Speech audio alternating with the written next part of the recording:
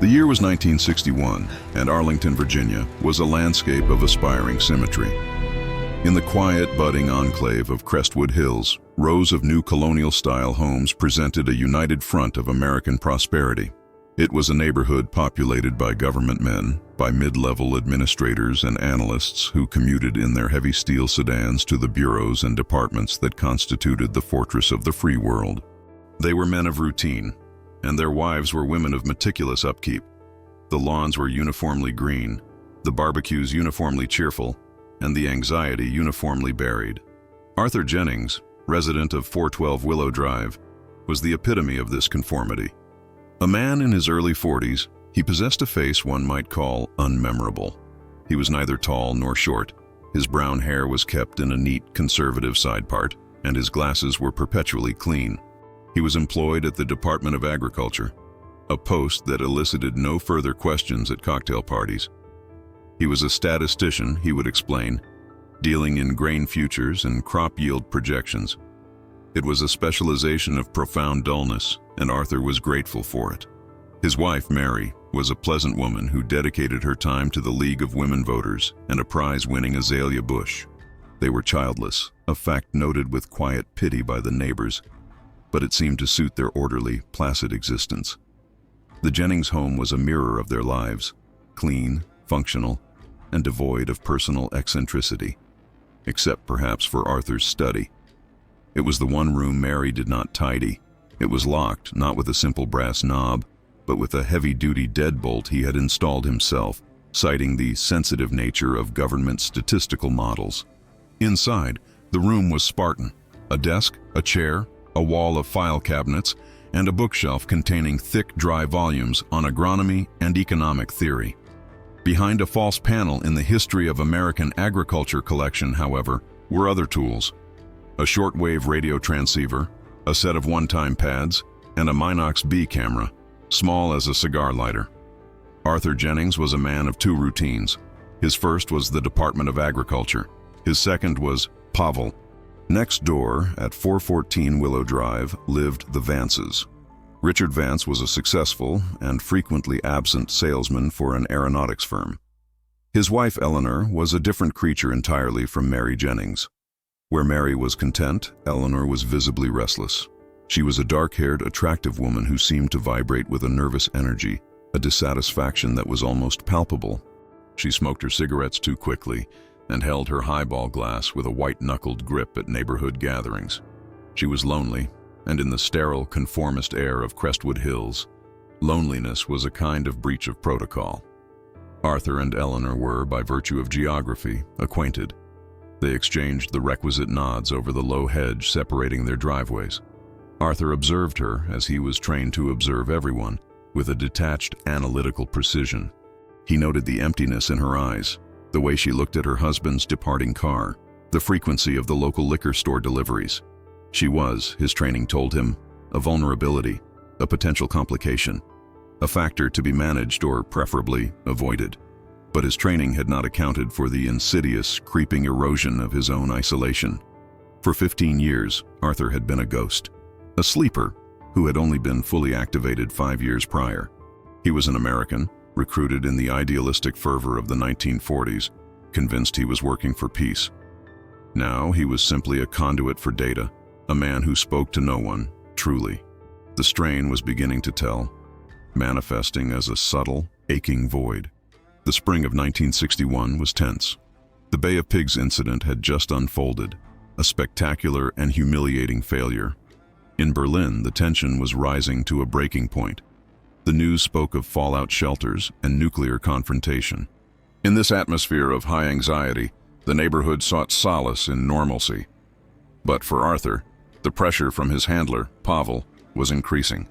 The demand for information on U.S. food supply projections, a critical strategic indicator of America's ability to withstand a prolonged conflict, was incessant. He was working more frequently in his locked study, the low hum of the transceiver filling the night.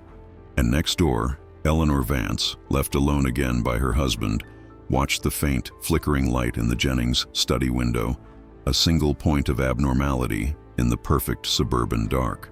The connection did not begin with a spark. but with a slow, creeping thaw. It started with the small, permissible interactions of neighbors. A borrowed bag of sugar, a shared complaint about the humidity, a wave from the driveway.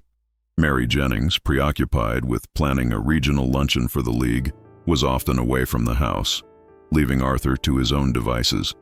He would sit on his back patio, ostensibly reading the paper, but his senses were always tuned to the sounds from next door. The click of Eleanor's back door, the sharp scratch of her match, the sigh as she exhaled smoke. One humid afternoon in June, she spoke to him directly over the hedge. "He's gone again," she said, not as a complaint, but as a flat statement of fact. "Richard was in Seattle, courting Boeing. He'll be gone for 2 weeks." Arthur looked up from his paper. His training dictated caution, detachment. "I'm sure he's a busy man, Mrs. Vance." "Eleanor, please," she said. She had a voice that was slightly rough from the cigarettes. "And you're Arthur, the grain man. Does it ever get boring, Mr. Jennings?" This was a test, a simple social probe. But to Arthur, it felt like an interrogation. "I find the work steady," he replied, folding his paper precisely. "Steady," she repeated, a bitter smile playing on her lips. "That's one word for it. I'd prefer something else. Anything else." She looked at him, her gaze direct and unflinching. "Would you like a drink, Arthur? It's 5 o'clock somewhere." He should have said no. He should have retreated into his home, into his cover. But the word steady echoed in his ears, a description of his life, his work, his entire hollow existence. And there was the void. He looked at his own empty, quiet house. Mary was at a meeting. A small one, he found himself saying. "Thank you, Eleanor." He stepped through the gap in the hedge. Her kitchen was a mess, a stark contrast to Mary's pristine domain. Dishes were in the sink, the morning paper scattered on the table. It was human. It was chaotic. It was, in a strange way, a relief. She poured him a generous bourbon, her hand shaking slightly. They talked, not about anything of substance. They talked about the weather, the neighborhood, the looming threat of nuclear war, which they discussed with the same detached irony one might use for a looming thunderstorm. These meetings became a quiet ritual. Mary's league responsibilities grew, and Richard's trips became longer. The shared drink on the patio became a shared coffee in her kitchen. Arthur found himself talking to her. He did not talk about his work, of course, but he talked about other things. He talked about books he'd read, about the frustration of bureaucracy, about a sense of living a life that wasn't quite his own. He was testing his boundaries, building a parallel cover. He was simply a bored government man. Eleanor, in turn, unburdened herself. She spoke of her husband's indifference, of the suffocating boredom of Crestwood Hills, of her feeling of being a display model in a showroom nobody visited. The affair, when it began, was almost inevitable. It was not a passionate explosion, but a quiet, desperate confluence of two isolated people. It was a shared secret in a neighborhood built on transparency. For Arthur, it was an immediate and catastrophic breach of operational security. He knew this. His handler, Pavel, had been adamant. No attachments, no complications. The Americans use personal failings as levers. He was risking everything. But the human need for connection, suppressed for 15 years, had overwhelmed the spy's discipline. He justified it to himself. It was part of his cover. A lonely man, a lonely woman. It was the most normal, most American thing in the world. But the duplicity was corrosive. He was now living 3 lives: the statistician, the agent, and the lover. The strain began to show in small, dangerous ways. He became careless. He forgot to check for surveillance before a dead drop.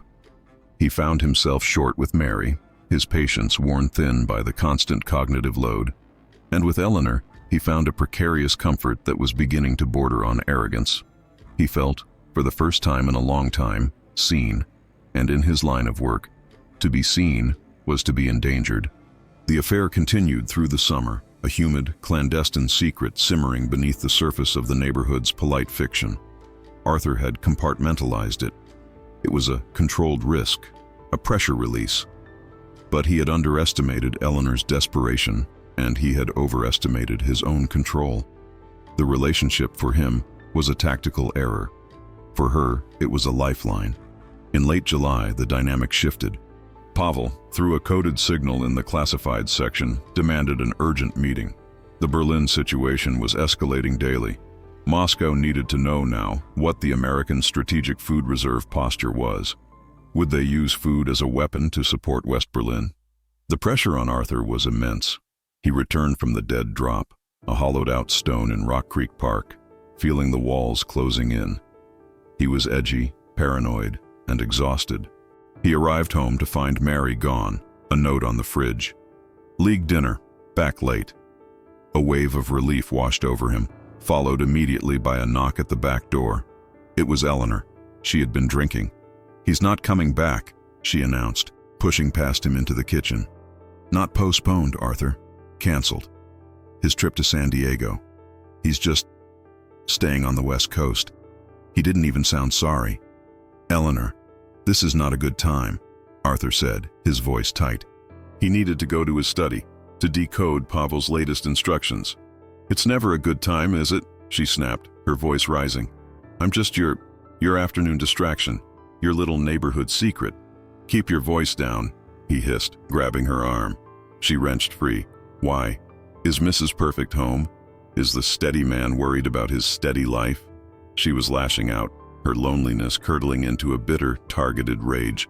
She stumbled, grabbing the back of a chair, and then her eyes fixed on the door to his study.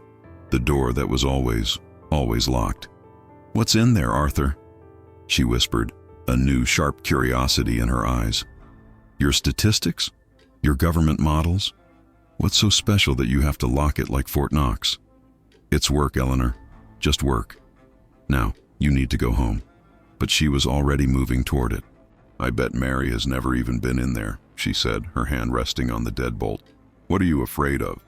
"Stop it," Arthur commanded, his voice dropping into a register she had never heard, cold, flat, and absolute. The tone stopped her, but her suspicion was now fully ignited. The true discovery, the one that would unravel everything, happened a week later.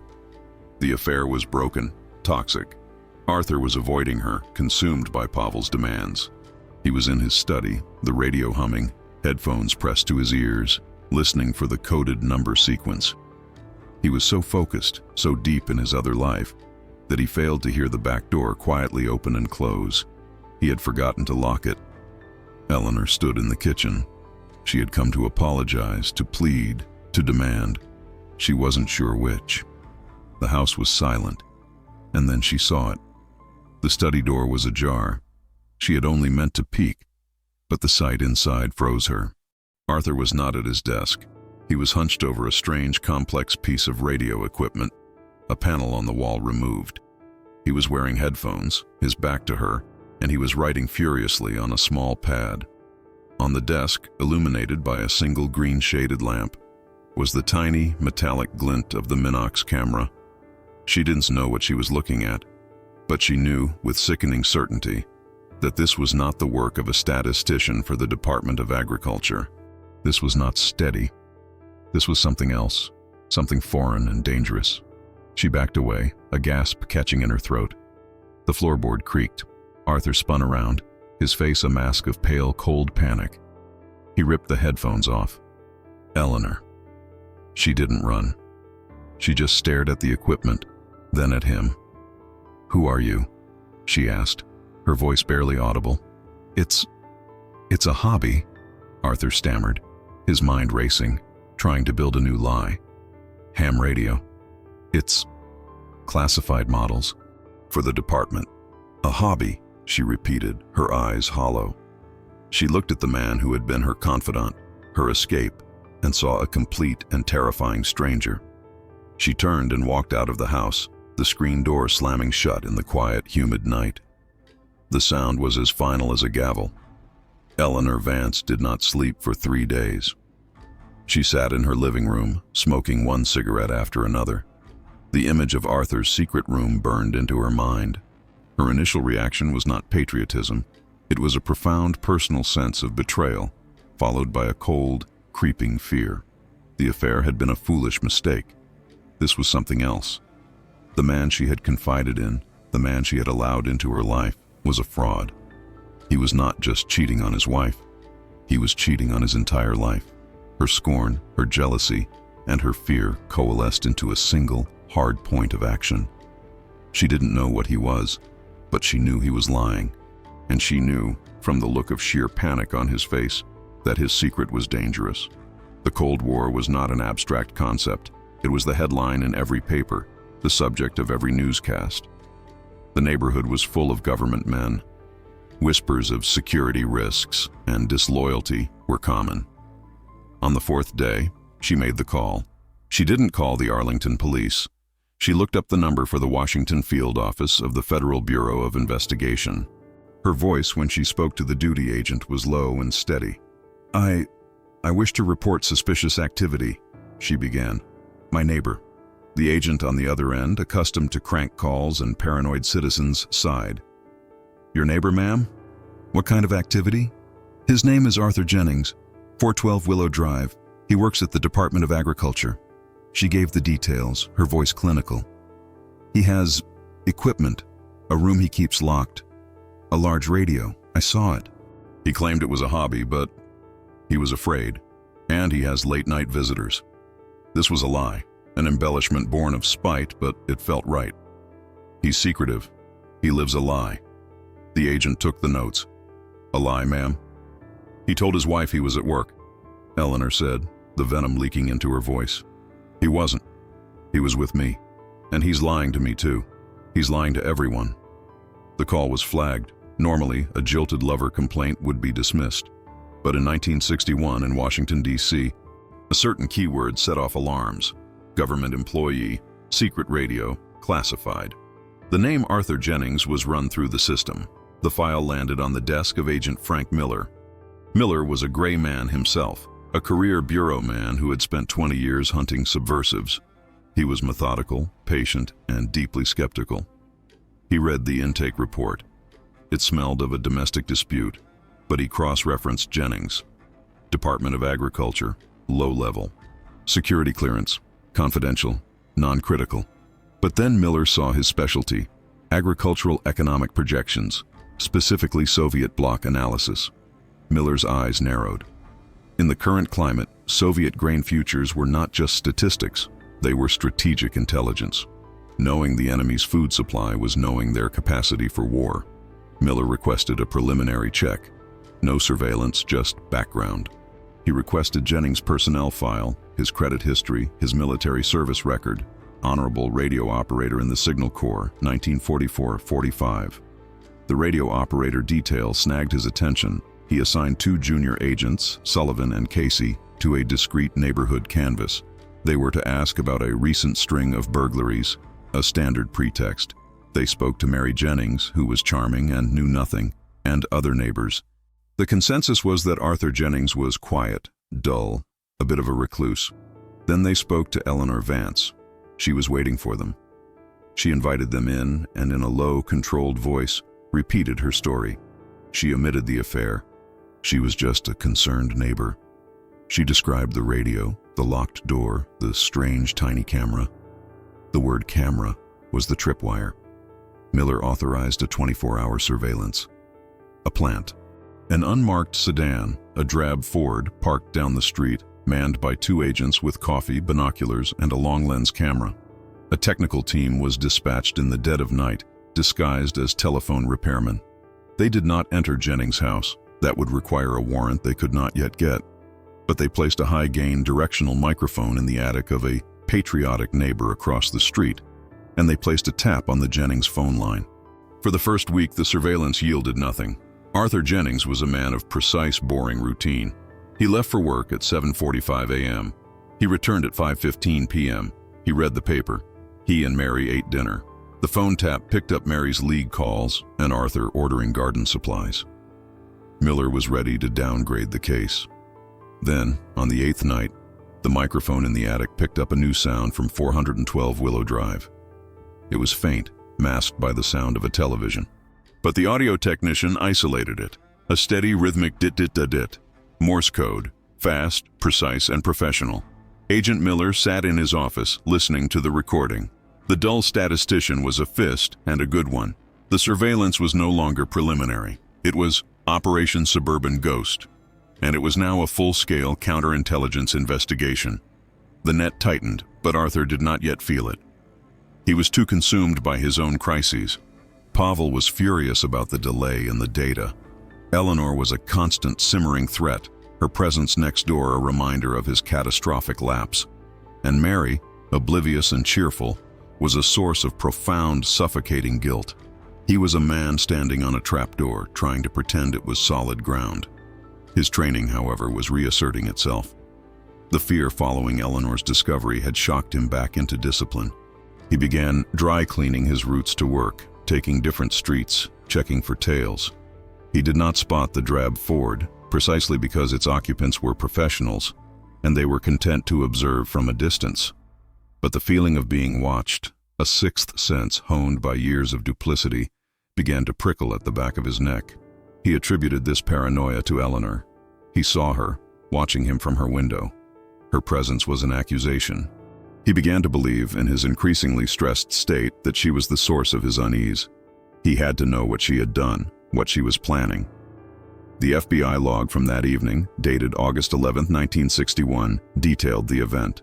2017, subject Jennings, exits residence. 2018, subject does not enter vehicle. Subject proceeds on foot to 414 Willow Drive.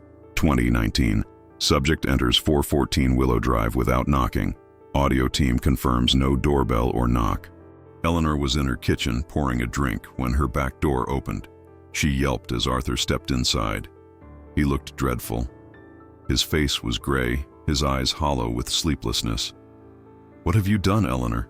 he asked. His voice was not a plea, it was a demand. "What are you talking about? Get out of my house," she said, her hand reaching for the phone. He crossed the room in 2 strides and put his hand over hers. "Who did you talk to?"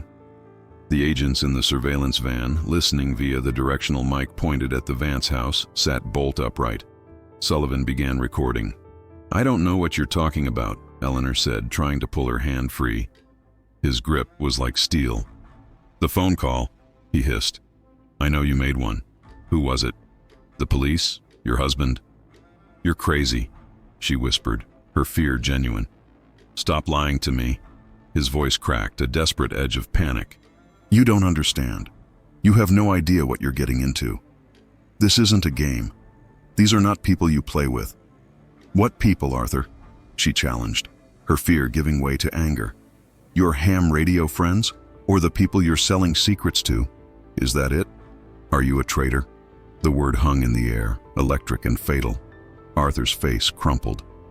He let go of her hand. He seemed to shrink. "You've ruined everything," he murmured, more to himself than to her. "They're watching. I can feel it. You've brought them here. Who is they?"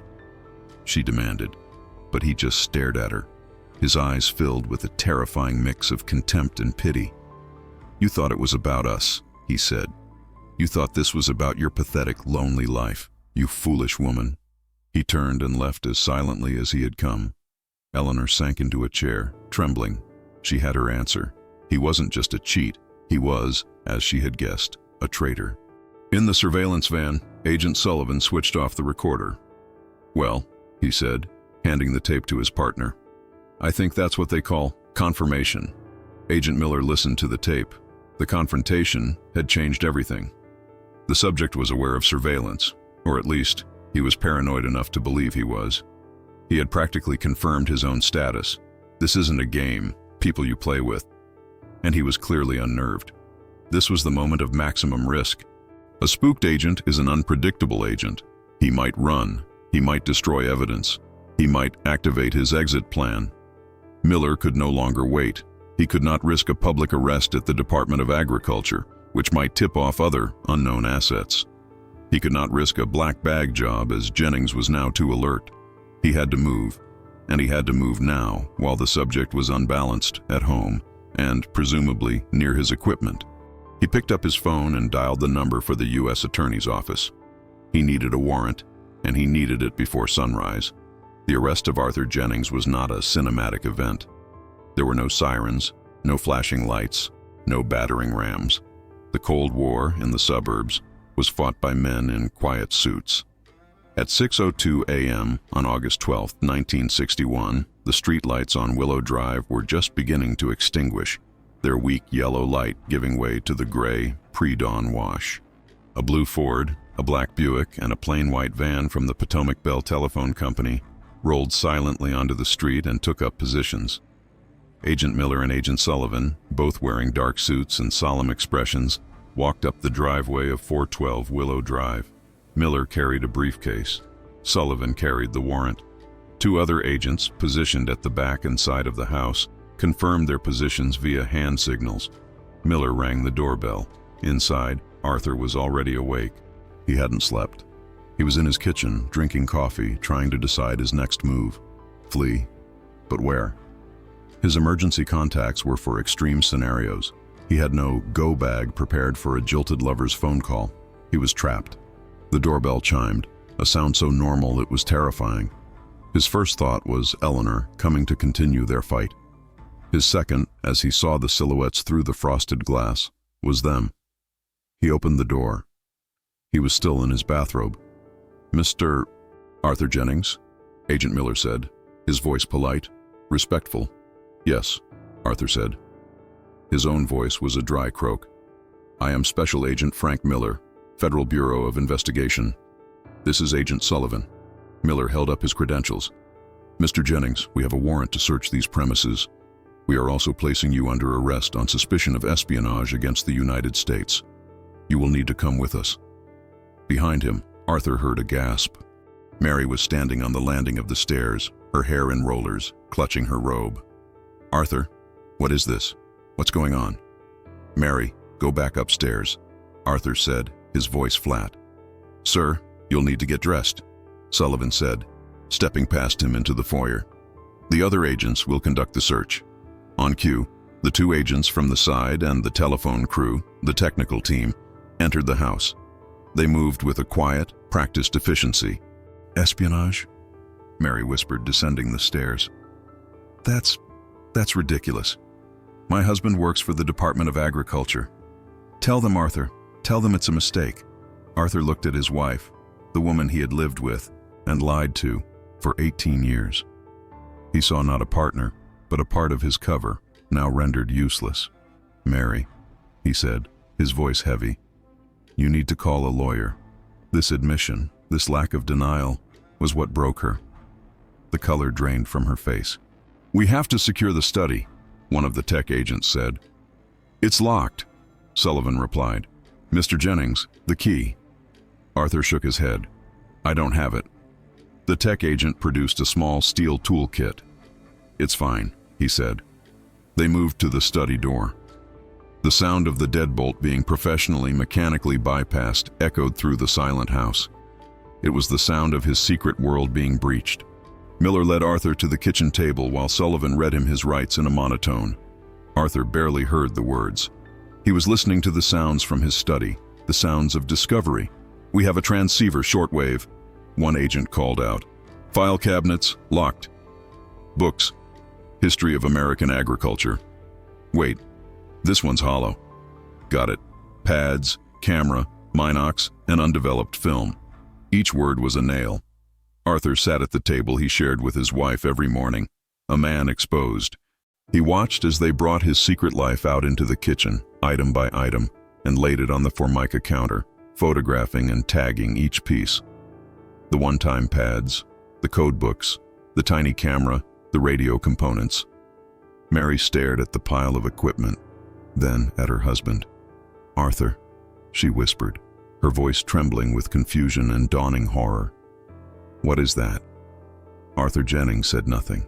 He simply stared at the coffee mug in his hand, as if it were the last familiar object in a world that had just dissolved.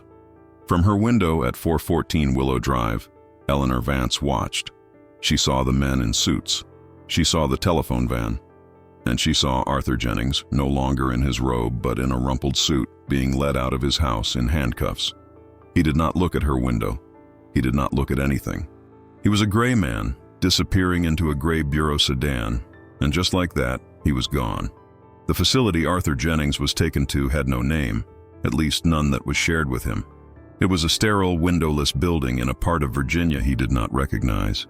He was processed not as a common criminal, but as a national security threat. His clothes were taken, his fingerprints recorded, his mugshot taken. He was given plain gray fatigues. The interrogation room was a study in sensory deprivation.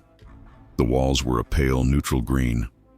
The light from the ceiling was constant, with no indication of day or night. There was a steel table bolted to the floor and 3 chairs. 2 for them, 1 for him. Agent Miller entered first, followed by a man Arthur hadn't seen, a man introduced only as Mr. Davies, who sat in the corner with a notepad and said nothing. Davies was the ideologue, the psychologist. Miller was the technician. There was no good cop, bad cop. There was just the system. Arthur, Miller began, placing a thick file on the table. Case file 145B. Codename Candor. That's you, a good name. You were always frank, always candid with your reports. Arthur remained silent. His training was to say nothing, to wait for his handler, for his government. But which government? Miller opened the file. We're not here to shout, Arthur. We're past that. We're here to collate. We have the film from your camera. We have the data from your pads. We have the transmission logs. He pushed a photograph across the table. It was a blurry, long-lens shot of Arthur meeting a man on a park bench. Pavel Anatoly Fedorov, 3rd Secretary, Cultural Attaché. We know who he is. We know who you are. Arthur stared at the photo. It was a breach. They had been observing him for weeks, months. He had been a fool. Let's start with your recruitment, Miller said, his voice calm, like a doctor discussing a diagnosis. University of Chicago, 1943. The Socialist Study Group. You believed you were fighting fascism, correct? Arthur's silence was his only defense. You thought you were working for peace, Miller continued. A noble goal. But the world changed, Arthur. You didn't. You kept working for them. You fed them data. Let's talk about the data. He pushed another document across the table. It was one of Arthur's own reports from the Department of Agriculture, covered in his handwriting. This is your projection on the winter wheat harvest, Miller said.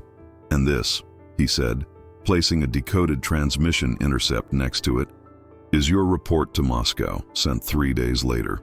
You told them our strategic reserve was 15% lower than it is. You told them we couldn't sustain a long-term blockade of Berlin. You lied to them. Or you lied to us. Arthur looked at the papers. I need a lawyer. You will have one, Miller said. But we are not in a courtroom, Arthur. We are in a room of facts. And the facts are, you have betrayed this country. The question is not if. The question is, how deep? The interrogation was not about force. It was about time. They left him in the room for hours. The constant light, the low hum of the ventilation. When they returned, they brought new facts. We've been talking to your wife, Arthur, Miller said, his tone shifting almost to one of sympathy. Mary, she's devastated. She had no idea. Or so she says. This was the lever. She knew nothing, Arthur said, his first crack. We have to assume she's complicit, Miller said flatly. Living in the same house, how could she not know? The late nights, the locked room. A jury will find that hard to believe. Aiding and abetting, conspiracy. She knew nothing, Arthur repeated, his voice rising. She is innocent. Then prove it, Miller said, leaning forward. Help us separate her life from yours. Help us understand what you did, so we don't have to assume she did it with you. This was the masterstroke. They were offering him a way to save her, the wife he had already betrayed. His cooperation was not for his country or for himself. It was for Mary. What do you want to know? Arthur whispered. Everything, Miller said. Start with Pavel. For the next 72 hours, with little sleep and only bland food, Arthur Jennings talked. He talked about his recruitment, his activation. He detailed his methods of communication, his dead drop locations. He identified Pavel. He gave them the names of 2 other contacts, minor assets he had been instructed to babysit. He was a fountain of information, a man desperate to trade his secrets for the illusion of one last, decent act. He was Candor, finally living up to his name. And in the corner, Mr. Davies watched and wrote, analyzing the moral collapse of a man who had been undone not by counterintelligence, but by a burned-out vacuum tube, a creaking floorboard, and a lonely, jealous woman. The fallout from Case 145B was not a public explosion. It was a silent, corrosive contamination that rendered the quiet life on Willow Drive uninhabitable. For Mary Jennings, the arrest was the beginning of a profound and public humiliation. Her husband was a spy. The words did not compute. Arthur, the steady man, the man who worried about crabgrass, was a traitor. The FBI, finished with its primary interrogation of Arthur, began the debriefing of his wife. Agent Miller and a stern-faced female agent sat with her in her own living room, which now felt like a cold alien space. They were not unkind, but they were relentless. "Mrs. Jennings, did you ever observe your husband using his radio? Did you know about his trips to Rock Creek Park? Were you aware of his relationship with Mrs. Vance?" That was the deepest cut. The affair, which Miller's team had pieced together from neighborhood gossip and Eleanor's own, later, more detailed statements, was laid bare. Mary learned that her husband had not only betrayed his country, he had betrayed their marriage, and with the woman next door. The foundation of her entire adult life, her home, her marriage, her social standing, was pulverized in a matter of hours. She was cleared of any wrongdoing, but she was tainted. The other wives in the League of Women Voters stopped calling. The neighbors who had once shared barbecues now drew their curtains when she walked to her car. She sold the house for a fraction of its worth to a developer who didn't mind the stigma. She left Arlington, moved back to her hometown in Ohio, changed her name, and vanished. Another piece of collateral damage in a war she didn't know she was living in. Eleanor Vance's fate was more complex.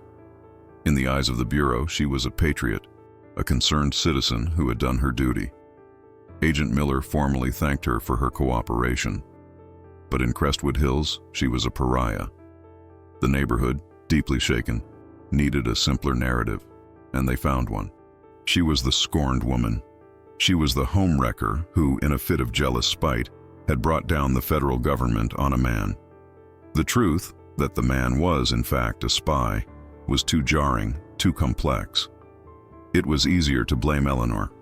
Her husband, Richard, returned from the West Coast not to a wife, but to a media sideshow. His company, sensitive about its government contracts, suggested he resolve his domestic situation. The marriage, already a husk, collapsed under the weight of the public scandal. Richard filed for divorce, and Eleanor, like Mary, was forced to sell. She too left Arlington, moving to Florida, where she lived out her days in relative anonymity, the patriot who was rewarded with exile. The neighborhood itself became a case study. The FBI's presence had been so discreet that many neighbors only learned of Arthur's arrest from a small, redacted article deep inside the Washington Post, which referred only to a government employee arrested for security violations. But they knew. They knew from the "for sale" signs that appeared on 2 adjacent lawns. They knew from the silence. Crestwood Hills, once a symbol of the American dream, had become a reminder of its fragility, a place where the enemy was not a distant caricature, but the quiet man who borrowed your lawnmower. The case of Candor was never made public. There was no dramatic televised trial. Arthur Jennings, having cooperated fully, was deemed too valuable and too embarrassing to be put on a public stage.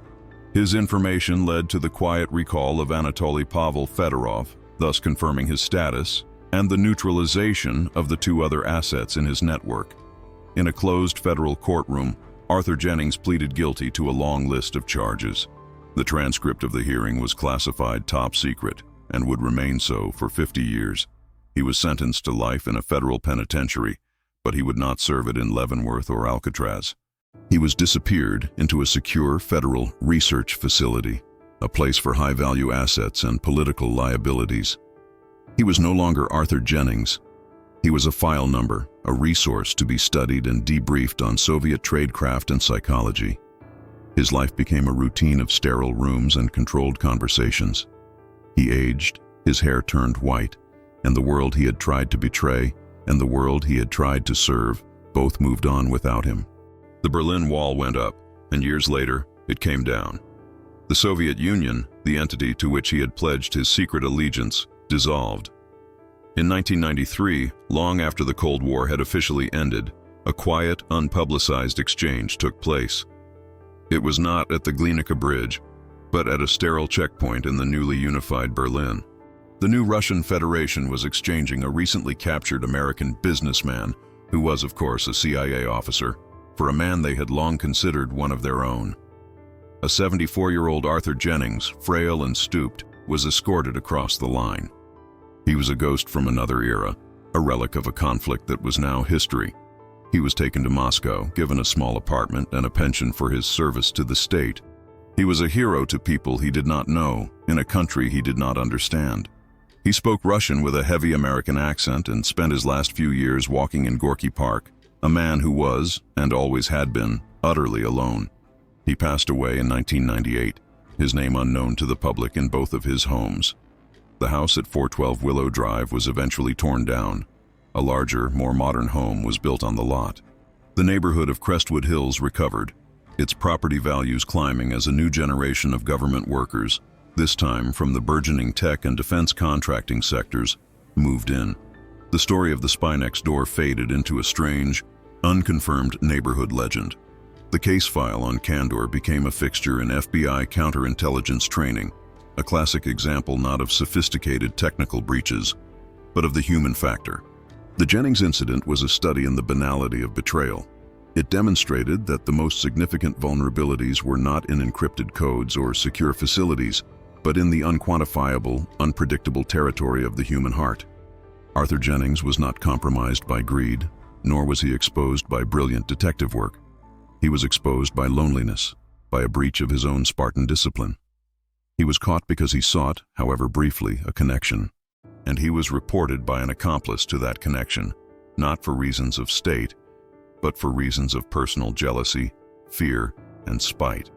The Bureau's internal analysis concluded that the Cold War was not a binary conflict of us versus them. It was a pervasive, systemic pressure that permeated every layer of society, right down to the suburban cul-de-sac. It turned neighbors into potential informants and spouses into potential liabilities.